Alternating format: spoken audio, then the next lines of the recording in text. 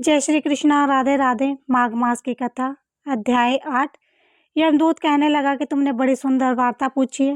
मैं पराधीन हूँ, फिर भी तुम्हारे स्नेहवंश अपनी बुद्धि के अनुसार बताता हूँ। जो प्राणी काया वाचा और मनसा से कभी दूसरों को दुख नहीं देते, वे यमलोक में नहीं जाते। हिंसा करने वाले वेद, यज्ञ, तप और दान से भी उत्तम गति को नहीं पाते। अहिंसा सबसे बड़ा धर्म, तप और दान ऋषियों ने बताया। जो मनुष्य जल या पृथ्वी में रहने वाले जीवों को अपने भोजन के लिए मारते हैं, वे कालसूत्र नामक नरक में पड़ते हैं और वहां पर अपना मांस खाते हैं। रक्त पीप पान करते हैं, पीप की कीच में उनको कीड़े काटते हैं।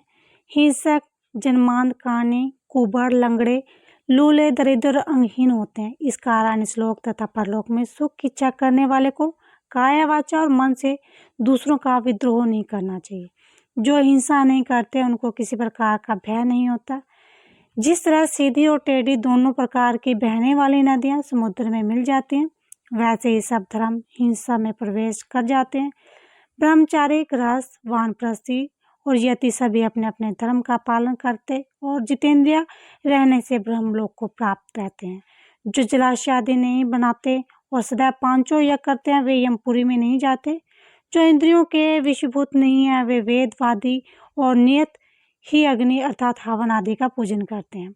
वे स्वर्ग को जाते हैं। युद्ध भूमि में जो शूरवीर मारे जाते हैं, वे सूर्य लोक को प्राप्त होते हैं। जो अनाथ स्त्री शरण में जाए और ब्राह्मण की रक्षा के लिए प्राण देते हैं, वे भी कभी स्वर्ग नहीं लौटते। जो मनुष्य लूले, लंगड़े, वृद्ध, अनाथ तथा गरीबों का पालन करते हैं, वे भी स्वर्ग को जाते हैं।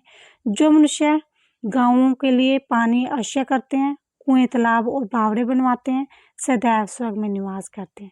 जैसे जैसे जीव अपने पानी पीते हैं, वैसे वैसे उनका धर्म बढ़ता है। जैसे मनुष्य के प्राण में, इसीलिए जो पियाऊ आदि लगाते हैं, वह अक्षय स्वर्ग को प्राप्त होते हैं। बड़े बड़े यज्ञ भी वहाँ फल नहीं देते, जो अधिक छाया वाले वृक्ष मार्ग में लगाने से देते हैं। जो मनुष्य वृक्ष रोपण करता है, वह सदैव दानी और यज्ञ करने वाला होता है।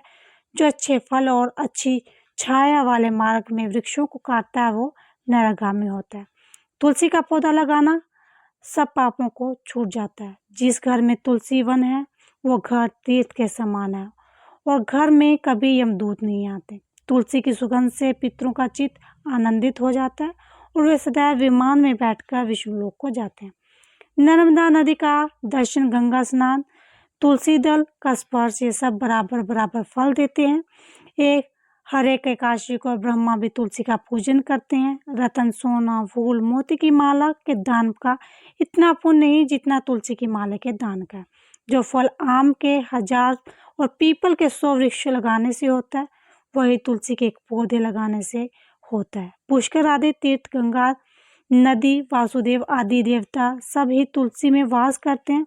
जो एक बार, 2 या 3 बार रेवा नदी में उत्पन्न शिव मूर्ति की पूजा करता है, अर्थात स्फटिक रत्न के पत्थर से आप निकले हुए तीर्थ में पर्वत या वन की रखी हुई शिव की मूर्ति की पूजा करता है और सदैव ओम नमः शिवाय मंत्र का जाप करता है। यमलोक की कथा को भी सुनता है। प्रसंग, चतुरता, अभिमान से शिव पूजा के समान पापों को नष्ट करने वाला तथा कीर्ति देने वाला 3 लोक में और कहीं काम नहीं है।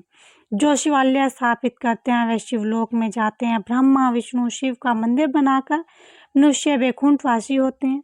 जो भगवान की पूजा के लिए फूलों का बाग लगाते हैं, वह धन्य है। जो माता पिता, देवता और अतिथियों का सदैव पूजन करते हैं, वे ब्रह्मलोक को प्राप्त होते हैं। बोलो विष्णु भगवान की जय।